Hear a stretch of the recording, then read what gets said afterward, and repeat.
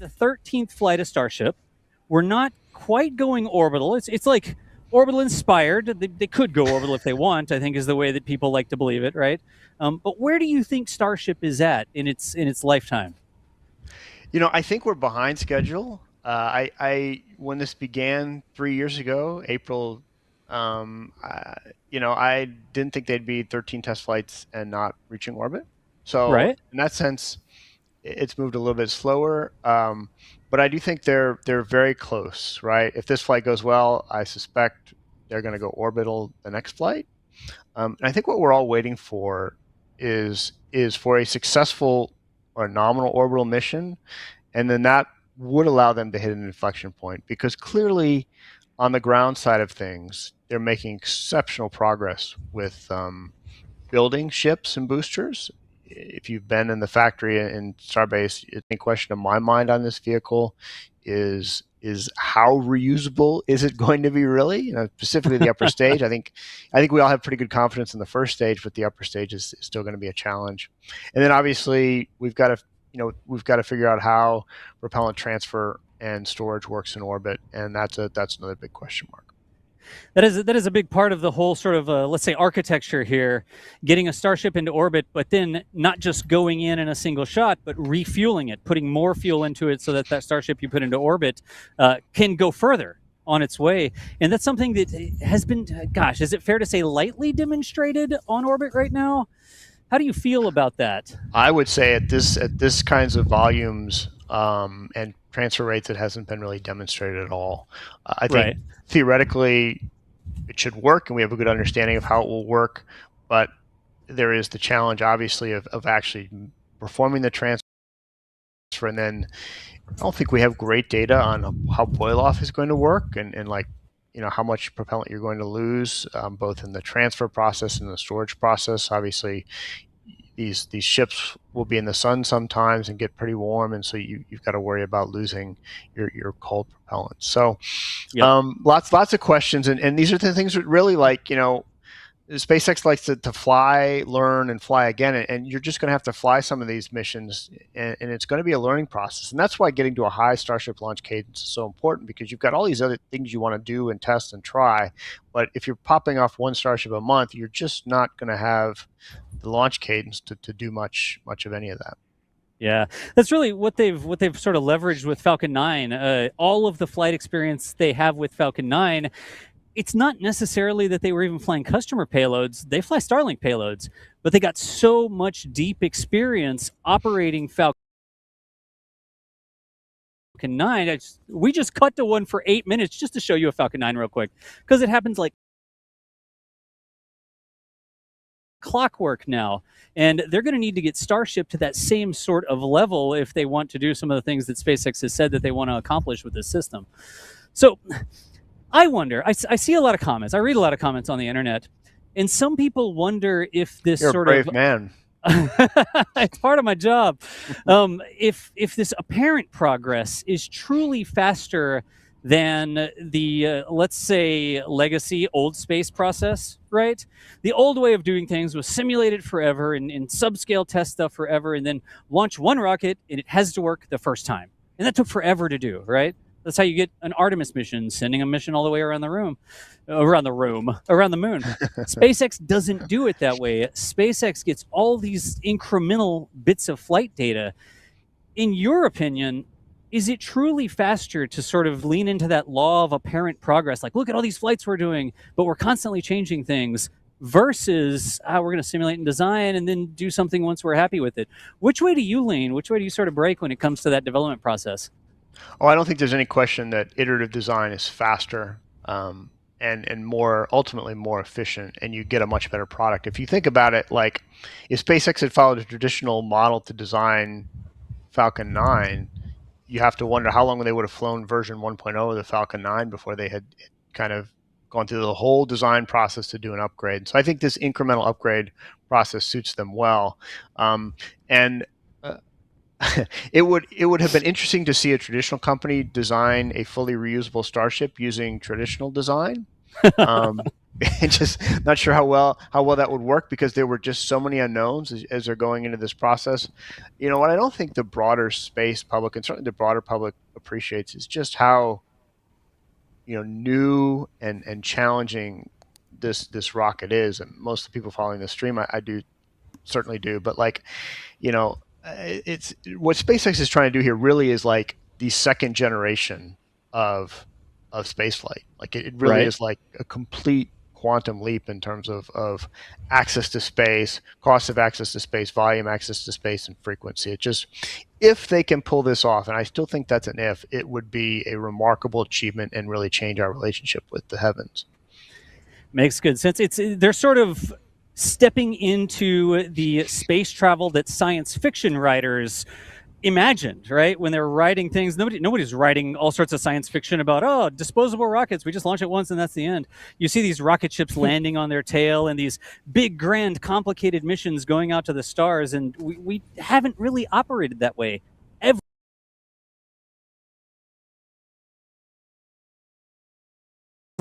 until SpaceX has started working on Starship. Is that sort of a fair assessment? That is, and that's why I think everyone got excited about. I mean, most of you are probably too young to remember this, and I am too. But like in the 1970s, when NASA would talk about the space shuttle, it was this huge futuristic program. It was a space plane. The orbiter Yep. was reusable. They were talking about flying humans. Like they were they were sending. They were talking about like putting airline seats in there, flying like 70 people into space at a time. I've been on that ride at the visitor center, actually. Yeah, right. Sorry.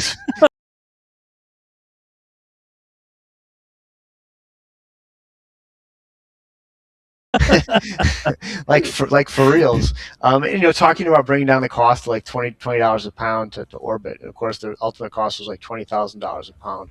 Yeah. So we've seen this movie before with NASA almost 50 years ago now, and in some ways the space shuttle program was a great success. I don't want to offend the NSF forum and founder. But I mean, the shuttle did have some pretty fundamental flaws. I think he'd agree with you. It's not rapidly reusable. So no, with apologies to Chris. So, but they're trying to basically build the space shuttle, but even bigger and more consequentially, actually not just a vehicle to go to low Earth orbit, but to travel throughout the solar system. So, Yep. It's a huge leap forward, and it's something that's never been done before. Yeah. And I think that's where the big is it rapidly reusable? How does the heat shield system, how does the TPS, does it really let you turn that same ship around? Same day, 2 days, 3 days, any of that would be fantastic. That, I think, is still what remains to be proven, because that's what the shuttle wanted to be, right? Yeah. It wanted to be this reusable thing, and it's like, oh yeah, just roll it back into the hangar, and the graphic shows them putting a new thing in and then launching it again. And in reality, it was maybe not as reusable as it was refurbishable. Will Starship end up the same way? That still remains to be proven, I think. I mean, the good news here is, I think, is that the vast majority of the propulsion of this rocket is in the first stage. Yep. And we've already seen that launch and land and fly again. So, like, if that's 80% of the cost of a launch and you're able to rapidly reuse that, then that's a huge win all of a sudden, because I think that they could produce lots of Starships. But yeah, I mean, ultimately you're going to want to get to reusing Starships. And I think one of the reasons is cost, but the other reason is just reliability.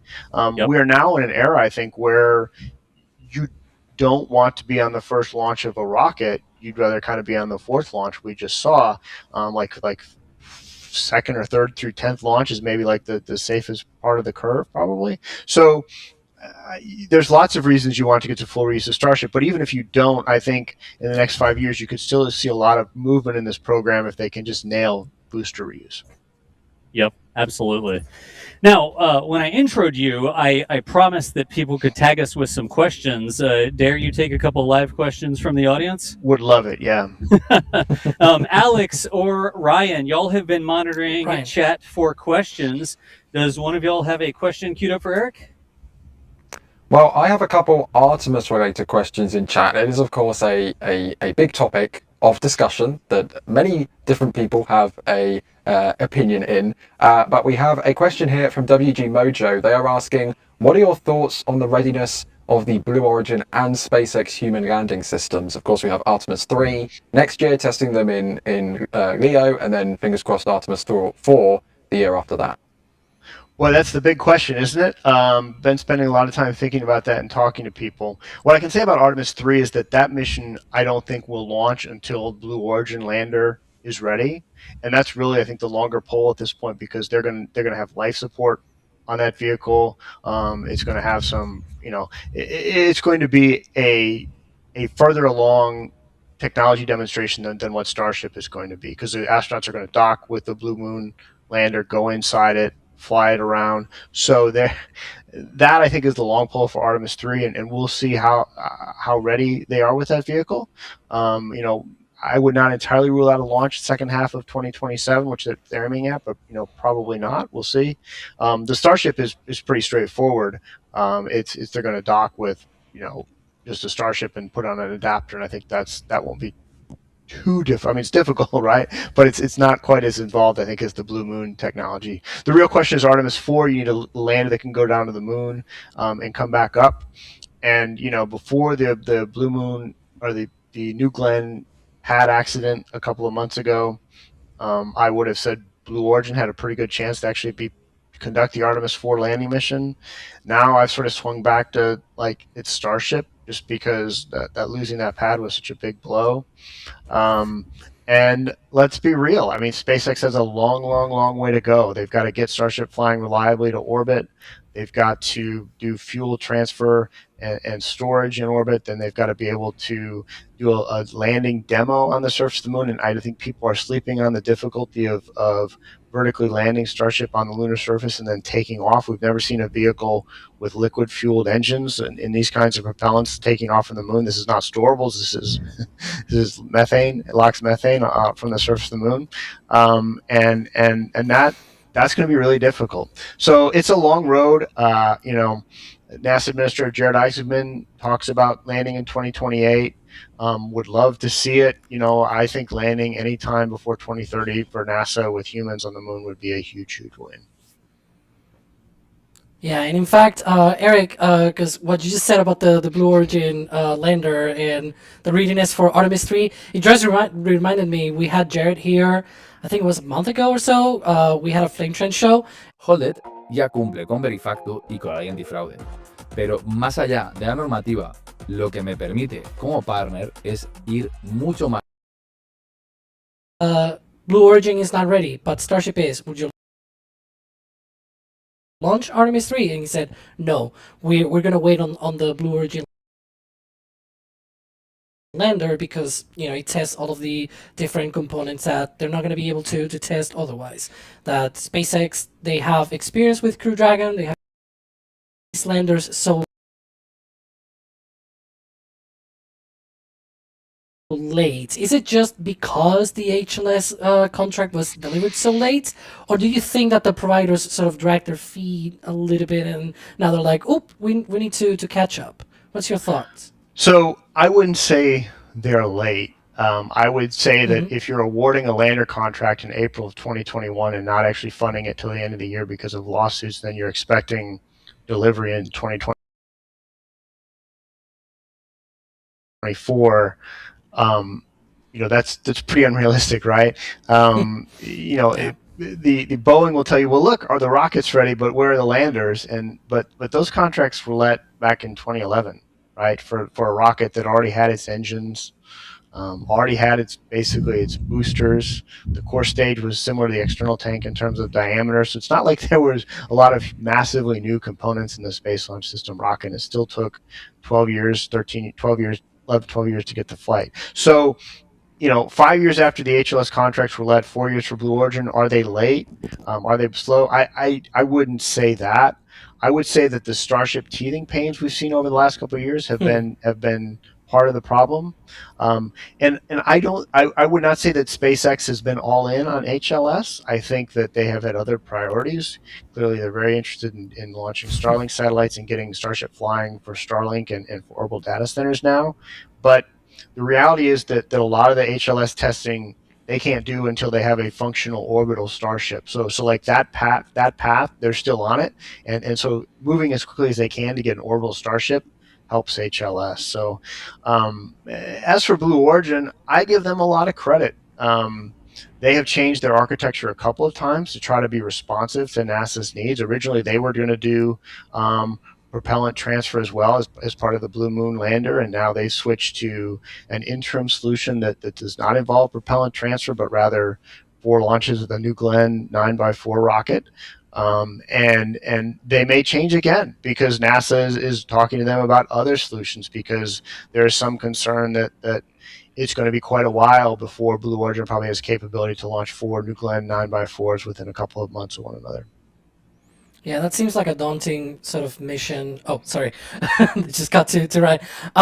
I see. We talk about the Starship cadence and everything all the time, but also the other provider might take a while until they get to the cadence needed. I have a question about the Starship milestones well before any of the HLS. Like, what are your thoughts? Do you think we're gonna get a ship-to-ship transfer of propellant this year? Yes or no? No, but boy, I tell you, NASA would really like to see one. I'm skeptical because we're here in July, and the year is running out. And look, if this flight goes successful, they can get a couple more in the can. Maybe we'll see it this year, but they really have to start popping off Starships and having a reliable flight path. Yeah, Ryan, you got anything? Well, I have a question more on the kind of SpaceX business side of the equation. Of course, this is going to be their first Starship flight since they became a publicly traded company last month. And Starship flights, as it's a big rocket, they generate a lot of attention, quite naturally so.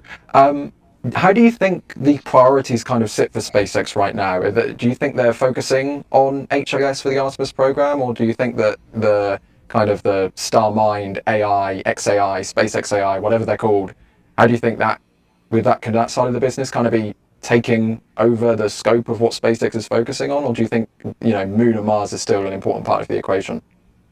Well, it would depend on who you ask within the company. But if you look at their paperwork, their S1 filing as part of the IPO process, clearly they see the vast majority of their value coming from orbital data centers and the Starmine constellation, as you meant, but basically providing data services from orbit. And the space piece of that, especially if you take out Starlink, is tiny, tiny, tiny. So from an investor standpoint, from a business standpoint, the space stuff is pretty insignificant in terms of their revenues. The good news, though, I think for NASA is that, again, to enable all of these things, from Starlink, direct to cell, to Starmine, the orbital data center constellation, to HLS, to everything else that you're putting on SpaceX's plate in the future, Starship has to work. So it underlies everything. If you don't have a reliable, super heavy lift vehicle that's rapidly reusable, then the business case for almost all of that goes out the window. So the path for SpaceX in the near term is very clear. You have to get Starship working, and again, that just underscores the importance of today's test and not having a significant anomaly. Indeed. We spoke a bit about the Blue Origin and SpaceX, obviously the two big commercial rivals, but there is another rival, which is China. And recently, in the last few days, we saw the Long March 10B with its successful booster catch. And Aravel in chat is asking, how do you see China attempting to compete with Starship in the upcoming years? Do you think that they're going to be a big competitor, as government officials in the US are kind of hyping them up to be?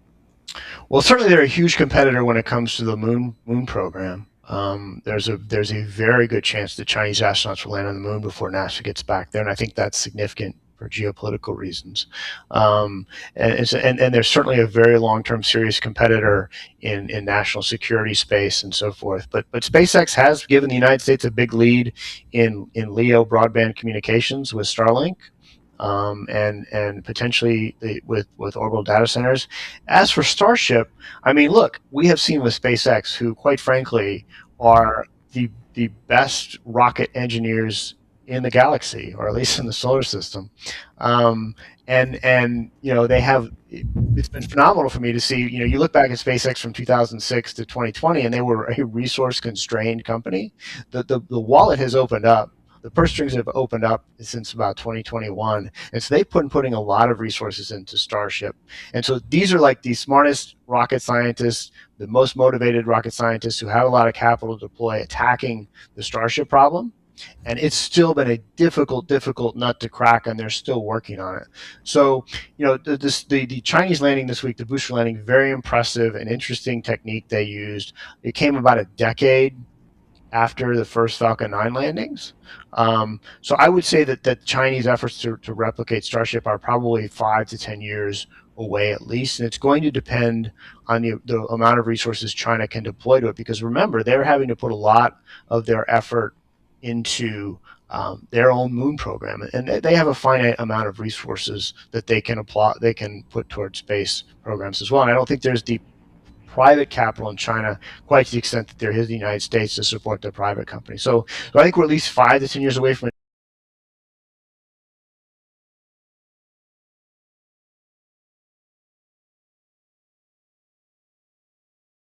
Chinese Starship, if not longer. One last question to round things up. Predictions for today? How do you think Flight 13 is going to go, given what we saw on the first version 3 flight in May? I'm expecting largely a nominal flight.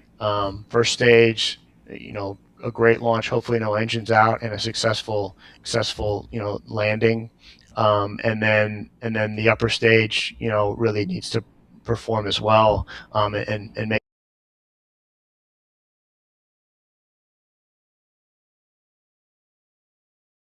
Más info en caixabank.es. large, you really would hope to see that. If they start to see version 2 setbacks, where you start losing upper stages a couple of minutes into flight, I think that's a very, very significant setback. Good deal. Eric, I think we've come up to the end of the time we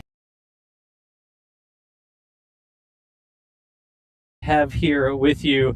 I want to say thank you so much for joining us. I think earlier I might have said that you wrote a book called Ignition. I had propellant on the brain, which is my problem. I was just trying to will propellants into Starship, but instead I willed them into the title of your book.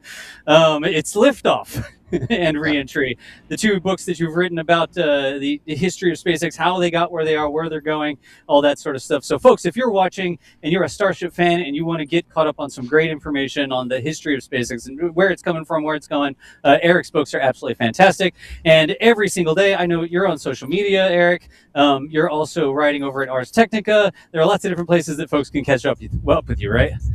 Absolutely, yeah. You can find me there. I just wanted to thank you guys for providing the phenomenal coverage that I keep up with what's happening in Starbase Texas through NASASpaceflight.com. You guys do a fantastic job.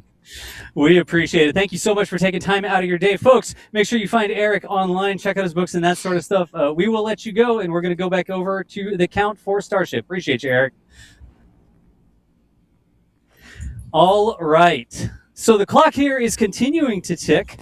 We've gotten down to an hour and 38 minutes, it looks like, actually. I am going to hop over to Alex or Ryan. Alex or Ryan, anybody with current things to report? I see that the cloud machine at Starbase is a little bit more active, but it's not all coming from the tower right now, is it? Yeah, they're still on the chill downs here. I'm looking at my status here on all of the different places, and yeah, they're still doing the chill downs, making sure that everything is on track for today's propellant load sequence. That propellant load sequence, you can see the clock up there. It should be in about 1 hour. There you go. 1 hour, 37 minutes, and 30 seconds to go for the liftoff, and about 1 hour now from the start of propellant load. That is, of course, if they go at the start of this window. Remember, the window for today's launch opens at 5:45 p.m. Central, and it runs for 90 minutes all the way to 7:15 p.m. Central. So still, if they had to work on things or whatever, like wait for upper level winds or downrange assets and things like that, that is the sort of thing that they will probably take, that they have those 90 minutes basically in order to be able to wait a little bit before they load propellant. And even once they load propellant, they still have another 15 minutes where they can hold at T-minus 40 seconds in the count to let some other things being prepared and whatnot. And we can see now on that view, if I'm not mistaken, that the roadblock at the LBJ Boulevard, I think, has been clear now, which is a good step in the preparation and the lead up to that propellant load sequence. Let's explain real quick the roadblock at LBJ. I know there's probably some new folks that have joined the stream who don't know what that means. They sort of walk the roadblocks away, further and further away from the rocket. The one you were talking about is sort of the last little turn, the last place where another road comes to Highway 4 from the village, actually, right? But they have sort of this first standoff area there. That's still pretty close to the rocket. And so when they clear that roadblock out, they actually push it back further away. And the roadblock we see now is further away than the LBJ roadblock was earlier until they pushed it back, right? Yeah, so Highway 4 is the only way that you get to the beach and to the Starship launch site. And there are a few intersections where they set up those roadblocks. So the one that we see there right now on the big screen, that's the one with the intersection with Richardson Avenue, it's called. It's right next to a river lot out there. So we have our cameras out there on that roadblock. You can see still cars leaving the road. That roadblock will remain closed for everybody except SpaceX employees and law enforcement. Nobody else can go down the road from there. Now, the one that we saw cleared out there closer to launch, that is basically the one that they use to, because it's the last intersection on Highway 4.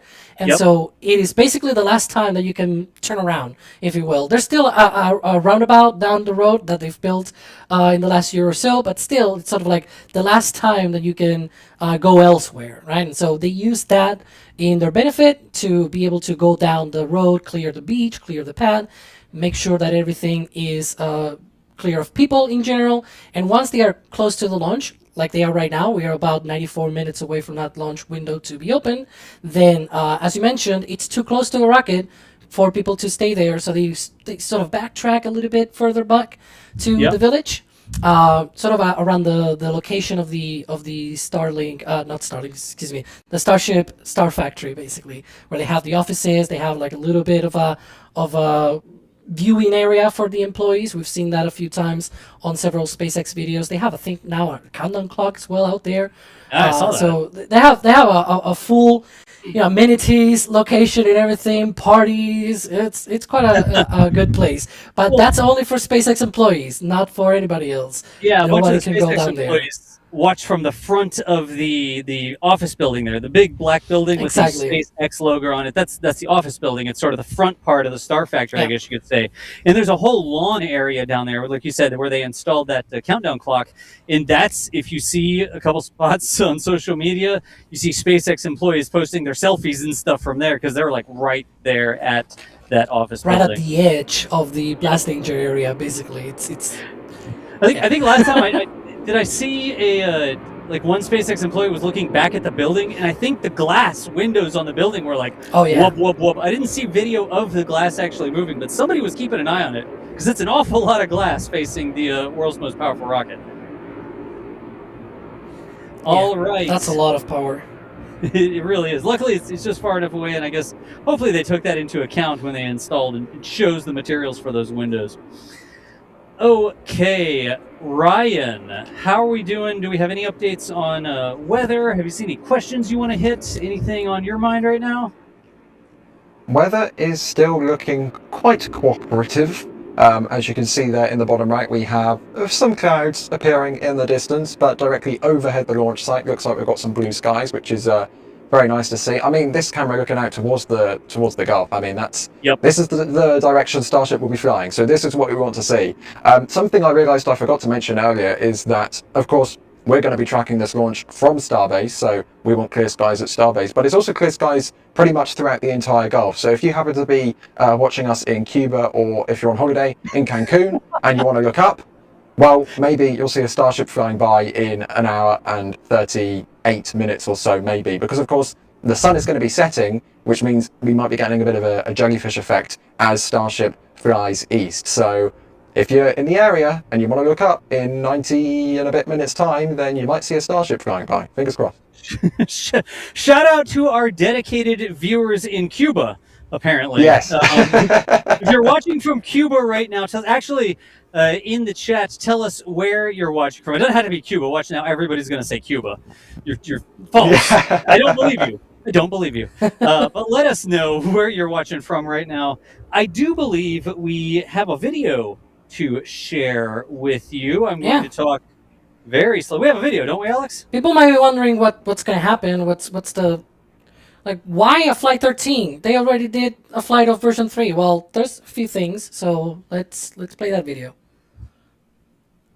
So what's Flight 13 all about exactly? Well, it's largely a repeat of Flight 12, further demonstrating the capabilities of the version 3 vehicles. A lot went well last time, but there are still a few things that need some refinement and attention. One of the biggest being hot staging. During Flight 12, the booster flipped the wrong way by about 90 degrees. SpaceX says this was caused by slight differences in the ship's engine startup timing. For Flight 13, they are introducing a brand new and more robust startup sequence that should make the booster flip much more consistently as desired. This wasn't a huge surprise. The off-nominal flip was pretty obvious, and SpaceX's own static fire video of Ship 40 already showed a much different engine startup order than we observed on Flight 12. Back then, the plan had been to light all 3 RVACs first, followed by sea level engine 1, and then the remaining 2 engines. But now though, it looks like they're lighting 1 sea level engine plus only 2 RVACs, both in the same area of the vehicle. This should create the required thrust imbalance to flip the booster in the right direction. Then, as the ship separates, the remaining 2 sea level engines and the final RVAC will ignite. It sounds like a bit more work for the ship's GNC to account for, but nothing they can't handle. Surely. However, hot staging wasn't the only issue on Flight 12. The boost back burn also failed very early on. According to SpaceX, 5 of the 33 engines had problems relighting, which cut the burn short. Remember those flashes we saw during boost back? Those were Raptors failing to start. Now, SpaceX hasn't actually said if the problem was vehicle-related or just bad luck with those engines in particular. But they did say they've made vehicle-side hardware upgrades to improve relight reliability and updated the engine alarms and abort criteria to better handle the realities of a multi-engine flight environment. Over on the ship side, things hadn't gone perfectly on Flight 12 either. The ship lost an RVAC during ascent pretty early on and later had to abort its plane relight test of one of its sea level engines subsequently. SpaceX says they've made necessary modifications for this flight, also mentioning additional reliability improvements coming to future versions of Raptor. The biggest changes on Flight 13 will be on the ship side. Last time, Ship 39 carried 20 simulators and 2 modified Starlink V2 mini satellites fitted with cameras and antennas to image the heat shield and send data back to the ground. This time though, SpaceX is carrying 20 real Starlink version 3 satellites for the first time. These will test solar panel deployment, ground communications, and laser links with the existing Starlink constellation. All of these satellites will follow the exact same suborbital trajectory as Ship and burn up on re-entry. Their lives will be short, but the data they collect should be very valuable for validating Starlink version 3 technology, which, mind you, can only fly on Starship. 6 of those 20 version 3 satellites are also carrying cameras to repeat the same